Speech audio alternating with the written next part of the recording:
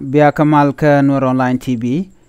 Kejan gwas me ban raj bana jaling, raj bana linga ngut kan kono reide. Mi jira mi jirit bia goro jen be subscribe ka Nur Online TV channel. Ko bi rwantin kona bano nga bika jwa jege agwa.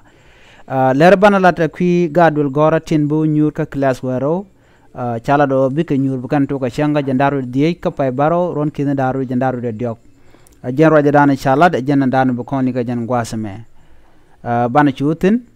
Rajan chalat ke kui gantin be nyur ka class wero ka Gambela Ethiopia chalat no bi ke nyur ke jan shanga jandaro de ka pay baro ron kin daro jandaro de dio ka Gambela University kan gadial bi nyure wejki Ethiopia kelo chalado ko kan wala on la ja kwal kanerun chalado bi Ethiopia dial bi ka on class wero bi kan on ka university ne kienten kon ke witen kon tin tegaten ci Gambela University chana chaka cholantama ko de gadi alten konde te ka Gambela de ka worech ka Gambela University charoj ma chajalat chala do chatan die nung kongut gatin te kan nuarzun kan ken nung re we ka Gambela ko ngot pin jeka chala do shadej midi lon akumi Ethiopia ko de gad gang de domni ka ci berda dob di alten de gad nuar ben ka ka torbieli chaka chala do chicken ka gak ka pem kanajen ana mo kel mi goy ko to rek re wich ka Gambela chala do kume itel rek ba gadi altin bu on klad waro lat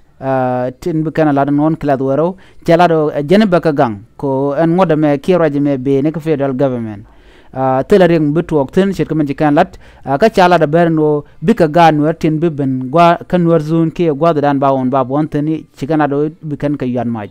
ana me ko la ler ko ala kume jatin re wech ka Gambela ko be kan on be kan jaga jawan ke ti kume ke liutetin na me kume Ethiopia ke liu shi kume Gambel shi kume Ethiopia shi kan no ma kan jorpinyo ba on mo ba di yiglat eterek kan gadi ala ko no bere dul gora kume tegatedo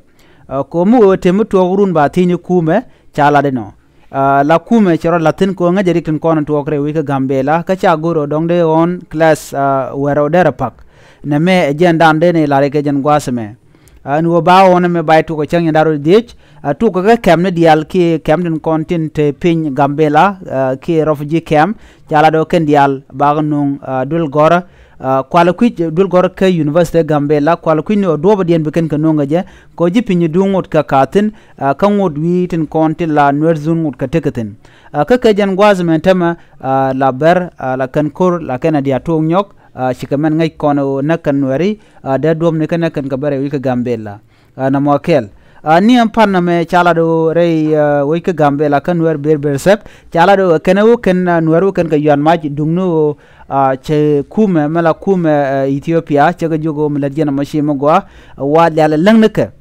kume Ethiopia ko shi kan wer de yan maj eneme akel ka kucha mo min dina jen lungo kan gad no yalla kon ben rew ka Gambela ka University tek dien ke liute tet ka federal tel mala rek ka do badan ci kan lat ke je en won baaje on en gwasamo cha ko la do mi bi on kan gori jin be jala jin ke pencil ken beni kutin kon tin ben ke ji la beni ko chalara kul kare jamo bu kul ken biken ga jigre jamo kana kondien biken jigre re University ka shi Gambela karwa de re wich ke Ethiopia ke li wono bu nedi al biken on biken kalat re wich ke University ne ken kon tegatin sheng na men tural tetin winde ko ken chalado federal government be lan mission na be jela let ngot ken sheng dan ba on to ko je ken ben rega dit ke gwada dide be ba de gu jalong da gwada dan ci on te tok ko mu te ci kuma cheka nan kan gare ko no berar ke jen shanga mo ko torbiyel yale ka de rek bo dera to no na mo je dan shalat ko